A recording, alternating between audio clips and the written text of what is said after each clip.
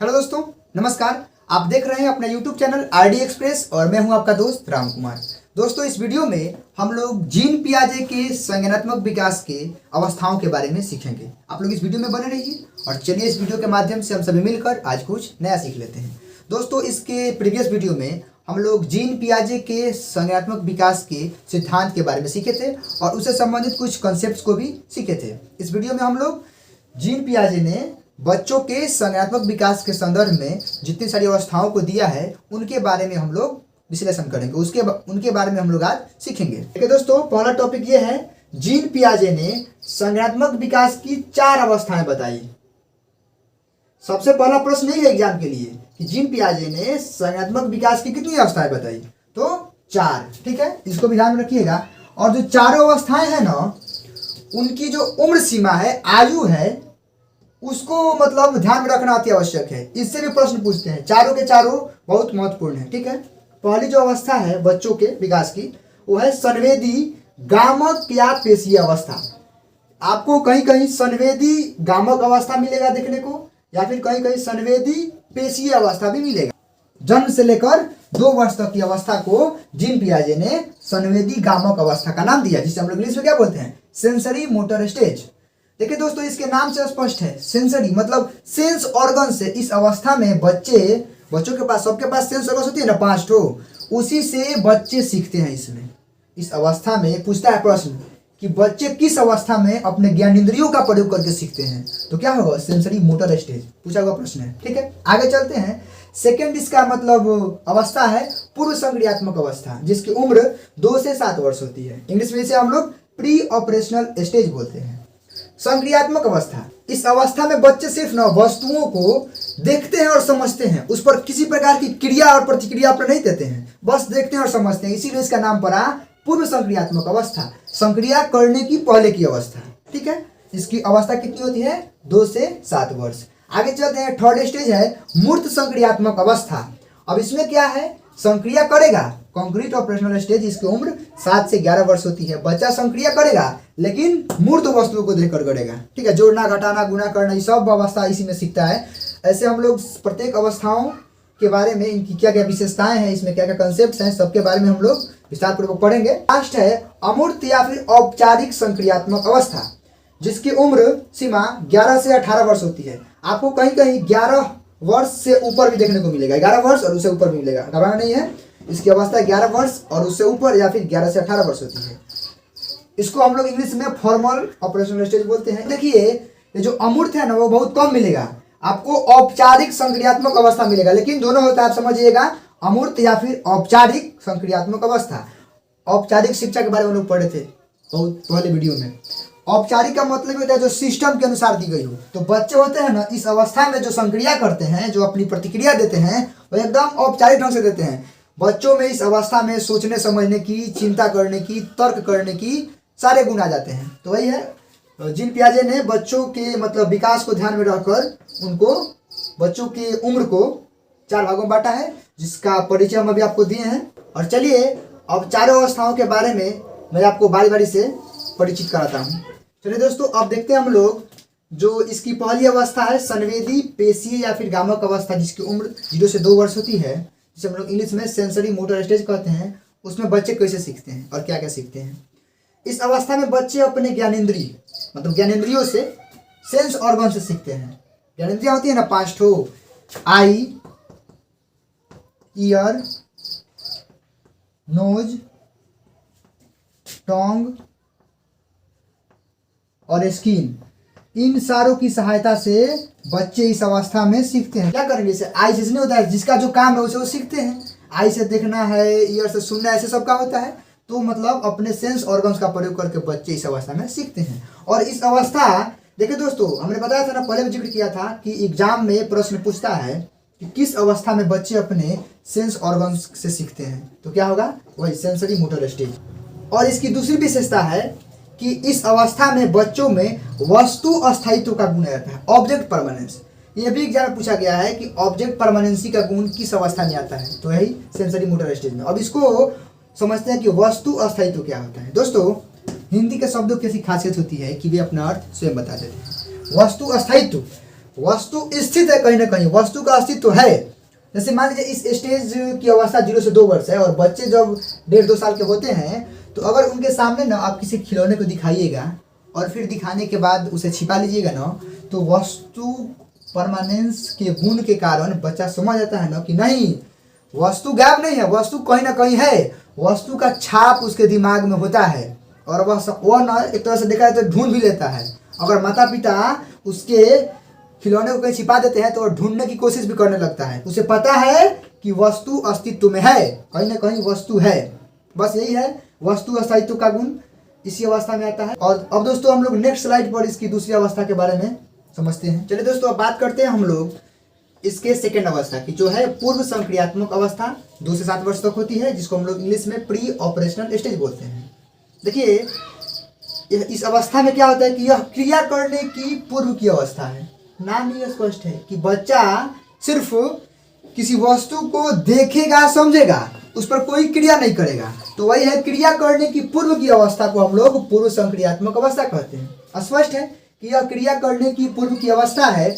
इस अवस्था में बच्चा सामने रखी वस्तु को देख पाएगा, समझ पाएगा, किंतु कोई क्रिया नहीं कर पाता है। इससे ये प्रश्न पूछता है कि किस अवस्था में बच्चा किसी वस्तु को देखकर उस पर क्रिया नहीं कर पाता है। तो बस यही प्री ऑपरेशनल स्टेज। अब आगे देखते हैं दोस्तों। देखिए जाहिर सी बात है कि इस अवस्था की उम्र अवधि 2 से 7 वर्ष है, ठीक है। अब जो बच्चा 2 या 3 वर्ष में सीखेगा, 7 वर्ष तक आते आते तो जरूर उसके सीखने की क्षमता में कुछ ना कुछ परिवर्तन होगा। इसी को आधार मानकर जीन पियाजे साहब ने इस अवस्था को 2 भागों में बांट दिया। जाहिर सी बात है, देखिए पहली देखिए लिखा भी है, जीन पियाजे ने इस अवस्था को 2 भागों में बांटा है। पहली अवस्था है पूर्व प्रत्यात्मक अवस्था, जिसकी उम्र 2 से 4 वर्ष होती है। देखिए इसमें क्या होता है, इस अवस्था में भाषा का अधिकतम विकास होता है। सबसे अधिक विकास इसी अवस्था में होता है। ये प्रश्न पूछा चुका है कि भाषा का अधिकतम विकास किस अवस्था में होता है। तो हम आपको बता देना चाहते हैं कि अगर पूर्व प्रत्यात्मक अवस्था ऑप्शन में होगा तो आप इसी को मारिएगा ऑप्शन में, आप इसी को ऑप्शन में टिक कीजिएगा। और नहीं तो ये तो है, ये है जो भी हो रहा है सब इसी में हो रहा है। ये भी हो सकता है कि किस अवस्था में भाषा का अधिकतम विकास होता है, तो बस यही प्री ऑपरेशनल स्टेज। और नहीं अगर ये दिया है तो सबसे अच्छी बात है, क्योंकि यह क्या है, प्री ऑपरेशनल स्टेज का प्रकार है, 2 प्रकार है कि पूर्व प्रत्यात्मक अवस्था जो कि 2 से 4 वर्ष होती है, और इस अवस्था में बच्चों में भाषा का अधिकतम विकास होता है। साथ ही साथ इस अवस्था में बालक संकेत और चिन्ह को चिंतन का आधार मानते हैं। इस अवस्था में बच्चे संकेत और चिन्ह के द्वारा चिंतन करते हैं। दोस्तों इस अवस्था की 2 विशेषताएं होती हैं, उसके बारे में हम लोग अगले स्लाइड पे जिक्र करेंगे। चलिए दोस्तों अब हम लोग देखते हैं पूर्व प्रत्यात्मक अवस्था, जिसकी अवधि 2 से 4 वर्ष होती है। उसकी जो 2 विशेषताएं वो कौन कौन सी हैं। इस अवस्था में बालक में 2 विशेषताएं पाई जाती हैं। पहली विशेषता है जीववाद, जिसे हम लोग एनिमिज्म बोलते हैं। देखिए ये भी पूछता है कि जीववाद या फिर एनिमिज्म की विशेषता बच्चों में किस अवस्था में पाई जाती है। तो सबसे पहली बात है कि आप तो या तो इसको बोलिए जो कि क्या है, प्री ऑपरेशनल स्टेज की का एक प्रकार है, पूर्व प्रत्यात्मक अवस्था। नहीं तो आप उसको बोल दीजिएगा बिल्कुल प्री ऑपरेशनल स्टेज, मतलब कि पूर्व संक्रियात्मक अवस्था, ठीक है। अब देखिए जीववाद को हम लोग समझते हैं। जीववाद एक ऐसी विशेषता है बच्चों की जिसमें बच्चे सजीव और निर्जीव अर्थात लिविंग थिंग और नॉन लिविंग थिंग में कोई अंतर नहीं कर पाते हैं। लिखा भी है कि जब बच्चा निर्जीव सजीव में अंतर नहीं कर पाता है। अब इसको हम लोग एक उदाहरण समझते हैं। जब बच्चे की उम्र कितनी है अभी, इसको ध्यान रखिएगा, 2 से 4 वर्ष। जब बच्चे इस अवस्था में होते हैं और उनके पास कोई खिलौना होता है, मान लीजिए खिलौना कोई डॉल है, गुड़िया है, तो देखिएगा उसको सबसे पहले तो वो अपने पास में रखता है, और जब खाना खाता है ना तो उसको भी खिलाता है, या फिर मम्मी पापा से बोलता है कि इसको भी खाना खिलाओ। और गुड़िया कहीं गुम हो जाती है तो रोने लगता है कि कहाँ गया, या फिर वो गिर जाता है तो उसको कहता है चोट लग गया इसको। या फिर स्वयं लीजिए, दूसरा उदाहरण लीजिए कि बच्चा ही कहीं अगर गिर गया जमीन पे तो रोने लगता है, और जब माता पिता या फिर भाई आते हैं तो क्या करते हैं, उसको चुप करने के लिए जमीन को ही मारने लगते हैं, ठीक है, जमीन को पीटने लगते हैं। तो उसे क्या लगता है कि चलो ये हमको गिराया, हम भी इसको पीट रहे हैं। बच्चा भी उनके साथ साथ में कभी कभी पीटने लगता है जमीन को, आप समझ रहे हैं ना। तो उस समय उसमें सजीव निर्जीव में कोई अंतर नहीं कर पाता है वो, कि क्या सजीव है क्या निर्जीव है। यही विशेषता होती है जीववाद, एनिमिज्म। इसकी दूसरी विशेषता होती है आत्म केंद्रिता या फिर अहम केंद्रिता, ईगोसेंट्रिक बिहेवियर। अब देखिए क्या होता है, कह रहा है कि इसमें ना जो बच्चा सोचने लगता है कि जो वह कर रहा है या फिर जो सोच रहा है वही सही है, उसमें आत्मकेंद्रिता मतलब अपने अपने पर केंद्रित होता है कि जो हम कर रहे हैं वो सही है इस अवस्था में। अब देखिए क्या होता है, इसका उदाहरण लेते हैं। मान लीजिए कि उसकी माँ है, बच्चे की माँ है, और बच्चे के माँ के रिलेशन का कोई आ गया और बच्चा के सामने बोलने लगा कि ई ना मेरी बुआ है, तो बच्चा रोने लगेगा, नहीं तो गुस्सा हो जाएगा। उसमें ईगोसेंट्रिक बिहेवियर आ जाएगा, नहीं तुम कैसे कह रहे कि बुआ है, ये तो मेरी माँ है। रिलेशन कोई नहीं जानता है, वो समझेगा कि बस ये मेरी माँ है, वो रोने लगेगा, नहीं तो गुस्सा हो जाएगा, नहीं तो ये सब बिहेवियर दिखाने लगेगा कि नहीं वो मेरी माँ है। वो इस समय नहीं समझता है, वह सिर्फ यही समझता है कि मैं जो सोच रहा हूँ कर रहा हूँ वही सही है। अगर वो बुआ कहेगा तो उस रोने लगेगा या फिर उस पर गुस्सा हो जाएगा कि नहीं ये मेरी माँ है, तुम्हारी बुआ कैसे है, ये मेरी माँ है। यही बात है। और देखिए दोस्तों, इसमें एक बात है कि पूर्व प्रत्यात्मक अवस्था में बच्चा क्यों और कैसे का प्रश्न करता है। इस अवस्था में जो बच्चा है ना, क्यों और किस कोई मतलब काम क्यों हो रहा है, कैसे हो रहा है, इसका प्रश्न कर, ये भी पूछता है कि किस अवस्था में बच्चे क्यों और कैसे का प्रश्न करते हैं। तो यही है पूर्व प्रत्यात्मक अवस्था, और नहीं तो वो तो है ही है इसका जो शुरुआती है प्री ऑपरेशन स्टेज, पूर्व संक्रियात्मक अवस्था। अब देखिए, अर्थात वह वस्तुओं को जानने का प्रयास करता है, इसीलिए जीन पियाजे ने इसको खोज का उम्र भी कहा है। ये पूछता है कि खोज की अवस्था किसे कहा जाता है। ये कीजिए पूर्व प्रत्यात्मक अवस्था, और नहीं तो बार बार बोल रहा हूँ ये तो प्रकार न है, वो प्री ऑपरेशनल स्टेज पूर्व संक्रियात्मक अवस्था को भी हम लोग खोज की अवस्था बोल सकते हैं। ये था दोस्तों। अब आगे देखते हैं अगले टॉपिक को। चलिए दोस्तों, अब हम लोग इसके सेकंड प्रकार को देखते हैं। अभी हम लोग जाने थे कि जो पूर्व संक्रियात्मक अवस्था होती है, प्री ऑपरेशनल स्टेज होती है, वो दो प्रकार की होती है। तो उसका दूसरा प्रकार है अंतर्देशीय काल। अंतर्देशीय काल जो कि 4 से 7 वर्ष तक होती है। देखिए इसे समझते हैं। इस अवस्था में चिंतन व तर्क पूर्व प्रत्यात्मक अवस्था की तुलना में अधिक परिपक्व रहता है। जाहिर सी बात है कि जो पूर्व प्रत्यात्मक अवस्था है वह क्या 2 से 4 वर्ष है, और जब बच्चा 4 से 7 वर्ष की उम्र में आएगा तो उसके चिंतन करने की, तर्क करने की, सोचने समझने की क्षमता वृद्धि होगी, परिपक्व होगा धीरे धीरे, इससे तो जरूर अधिक होगा। तो वही कह रहे हैं कि इस अवस्था में चिंतन व तर्क पूर्व प्रत्यात्मक अवस्था की तुलना में अधिक परिपक्व रहता है। इसका सेकेंड टॉपिक है कि इस अवस्था में बालक बिना किसी तार्किक चिंतन के किसी वस्तु या तथ्य को मस्तिष्क द्वारा स्वीकार कर लेता है। इस अवस्था में बिना किसी तार्किक चिंतन के, लॉजिक नहीं लगाता है, सोचता है कि चलो यह है तो है, स्वीकार कर लेता है कि 4 गुने 2 4 दूनी 8 होता है, बस होता है। ये नहीं पूछता है कि कैसे होता है। बता दिया कोई कि 4 दूनी 8 होता है, 10 दूनी 20 होता है, तो हाँ होता है, बस। बाद में उसको चिंतन करता है। इस अवस्था में चिंतन नहीं करता है, होता है मतलब होता है। इस अवस्था में बालक पड़ोस के बच्चों के साथ खेलना शुरू कर देता है। ठीक है, अच्छी बात है, सही बात है।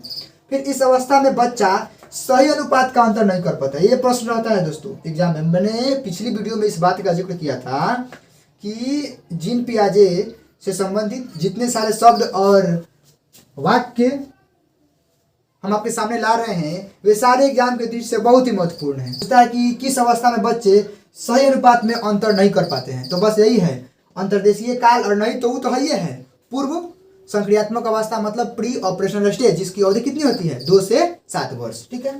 अब देखिए सही अनुपात का मतलब, मान लीजिए किसी बच्चे को हम लोग 1 किलो का एक छोटा सा वस्तु कोई दे दें, ईंट हो कोई भी हो, और उसी के सामने 1 किलो रुई दे दें, तो वह देख कर बता देगा ना, फटाक दे कि नहीं ये रुई सबसे अधिक भार का है, ये बड़ा है, यही भार में सबसे अधिक है। उसमें अनुपात का ज्ञान नहीं होता है। वह देखेगा कि देखने में बड़ा है ना रुई, बड़ा सा हो जाएगा उसका बंडल, तो कहे कि ये बड़ा है, ये अधिक है, वो जबकि वास्तविकता कुछ और ही है कि दोनों सेम है। ठीक है। तो वही बात है कि बच्चे इस अवस्था में अंतर नहीं कर पाते अनुपात में। फिर वो देखिए दोस्तों है अपलटावी गुण। इसमें बच्चा वस्तुएं या संख्याओं को उलटना पलटना नहीं जानता है। देखिए क्या है, जैसे बोले थे अभी कि मान लीजिए बच्चा को पूछते हैं हम लोग कि 2 गुना 4 कितना होता है, और सीख गया तो बताएगा 8, लेकिन वही हम लोग पलट दे इसको और बोलेंगे क्या कि बताओ बाबू 4 गुने 2 क्या होता है, कुछ देर के लिए वो सोच में पड़ जाएगा ये क्या होता है भाई। शुरू में वो जानता है क्योंकि बिना किसी लॉजिक के स्वीकार कर लिया है कि 2 गुने 4 क्या होता है 8 होता है, लेकिन जब पलट देंगे 4 गुने 2 बताओ तो सोचने लगेगा ये क्या होगा। तो वही बात है कि अपलटावी का गुण नहीं रहता है उसमें। मतलब इस अवस्था में बच्चे मतलब वस्तुओं को या फिर संख्याओं को उलटना पलटना नहीं जानते हैं प्री ऑपरेशनल स्टेज में। ठीक है। और लास्ट है मुद्रा, जो मनी है, रुपया पैसा है, समय, दूरी, भार आदि के कॉन्सेप्ट में कमी रहती है। तो वही बात ये भी पूछ सकता है कि बच्चों में किस अवस्था में मुद्रा, समय, दूरी, भार आदि के कॉन्सेप्ट में कमी रहती है, तो वही प्री ऑपरेशनल स्टेज। दोस्तों हम लोग जीन पियाजे के संज्ञानात्मक विकास की तीसरी अवस्था से परिचित होते हैं अगले स्लाइड में। चलिए दोस्तों, अब हम लोग जीन पियाजे के संज्ञानात्मक विकास की तीसरी अवस्था से परिचित होते हैं। इस अवस्था का नाम है मूर्त संक्रियात्मक अवस्था, कॉन्क्रीट ऑपरेशनल स्टेज, जिसकी अवधि 7 से 11 वर्ष होती है। क्या कर रहा है कि इस अवस्था में बच्चे मूर्त वस्तुओं के बारे में तार्किक चिंतन शुरू कर देते हैं। जो सामने उनको दिखाई दे रहा है ना, उन वस्तुओं के बारे में तर्क करना शुरू कर देते हैं। इसकी पहले वाली अवस्था में क्या था, बच्चे सामने रखी वस्तुओं को सिर्फ देखते थे और उन्हें समझते थे, कोई इस पर संक्रिया नहीं देते थे, कोई ऑपरेशन नहीं करते थे, कोई चिंतन नहीं करते थे, दिमाग के अनुसार स्वयं उसको स्वीकार ही कर लेते थे। लेकिन इस अवस्था में जो भी सामने वस्तुएं हैं मूर्त रूप में है, भी मतलब जो सामने दिखाई, जो मोबाइल है, जो भी है, ब्लैक बोर्ड है, सब मूर्त है, चौक है, सब मूर्त है, ठीक है। तो इस मूर्त वस्तुओं को देखकर उनके बारे में चिंतन करना शुरू कर देते। जैसे इस अवस्था में बच्चे जोड़ घटाव गुना भाग सब सीखना शुरू कर देते हैं। अब है अपलटावी जीववाद, मुद्रा, समय, भार, अनुपात आदि कॉन्सेप्ट के गुण आ जाते हैं। इस अवस्था में आने के बाद बच्चों से पूछिएगा ना कि 2 गुना 4 तो 8 बताएगा, या फिर आप पूछिए 4 गुने 2 फिर भी 8 बताएगा। अपलटावी का गुना आता है जीववाद, अर्थात लिविंग थिंग और नॉन लिविंग थिंग में वो अंतर करना सीख जाता है इस अवस्था में आने के बाद। उसके बाद वही है मुद्रा, मनी उनी को सब जानने लगता है, समय, भार, अनुपात सब सीख जाता है इस अवस्था में आते आते। अब जो हम बताए थे अहम केंद्रिता या आत्म केंद्रिता, जिसको हम लोग ईगोसेंट्रिक बिहेवियर कहते हैं, उसके स्थान पर सामाजिक कार्य को अधिक महत्व देता है। ईगोसेंट्रिक बिहेवियर क्या था कि जो हम सोच रहे हैं, जो हम कर रहे हैं वह सही है, लेकिन इस अवस्था में आने के बाद वह इसको छोड़कर सामाजिक जितने भी सोशल वर्क्स हैं उसको अधिक महत्व देता है। ये सारी विशेषता प्रत्येक वर्ड और प्रत्येक सेंटेंस एग्जाम के व्यू से बहुत महत्वपूर्ण है। पूछ देगा कि जीववाद के विषय में मतलब बच्चों में गुण कब आ जाता है, वो कैसे सीख जाता है कि जीववाद क्या होता है इस अवस्था में। फिर वही बात है कि अहम केंद्रिता के स्थान पर सामाजिक कार्य को अधिक महत्व किस अवस्था में बच्चे देने लगते हैं, तो वही है तीसरी अवस्था मूर्त संक्रियात्मक अवस्था, कॉन्क्रीट ऑपरेशनल स्टेज। अब दोस्तों अगले स्लाइड पे हम लोग इसकी लास्ट अवस्था को चलिए दोस्तों अब लोग देख लेते हैं इसका लास्ट टाइप, औपचारिक संक्रियात्मक अवस्था, फॉर्मल ऑपरेशनल स्टेज, जिसकी अवस्था होती है 11 वर्ष से 18 वर्ष, या फिर कहीं कहीं आपको 11 और उससे ऊपर भी मिलेगा, ठीक है। अब इसमें कुछ विशेषताएं होती हैं और इस अवस्था में बच्चों में कुछ विकास होता है। मैंने जितने सारे सेंटेंसों को लिखा है ना, सभी एग्जाम में पूछे गए हैं, आप सबको नोट कर लीजिएगा बिल्कुल, एक एक शब्द और एक एक वाक्य बहुत ही महत्वपूर्ण है। तार्किक चिंतन की क्षमता का विकास इस अवस्था में होता है। आपसे पूछता है कि बच्चों में किस अवस्था में, या फिर ये भी पूछ सकते हैं कि जीन पियाजे के अनुसार बच्चों में तार्किक चिंतन की क्षमता का विकास किस अवस्था में होता है, तो बस यही औपचारिक संक्रियात्मक अवस्था में। सेकेंड है समस्या समाधान करने की क्षमता का विकास, मतलब समस्या को कैसे समाधान किया जाएगा इसकी क्षमता का विकास भी इसी अवस्था में होता है। आगे है वास्तविक और अवास्तविक में अंतर करने की क्षमता का विकास भी इसी अवस्था में होता है। फिर बोला कि वास्तविक अनुभव को काल्पनिक परिस्थितियों में ढालने की क्षमता का विकास भी इसी अवस्था में होता है। सारे के सारे महत्वपूर्ण है। फिर है परिकल्पना विकसित करने की क्षमता का विकास इसी अवस्था में होता है। आगे है विसंगतियों के संबंध में विचार करने की क्षमता का विकास इसी अवस्था में होता है। विसंगतियों का मतलब होता है बुरी आदतें या फिर बुरी संगति।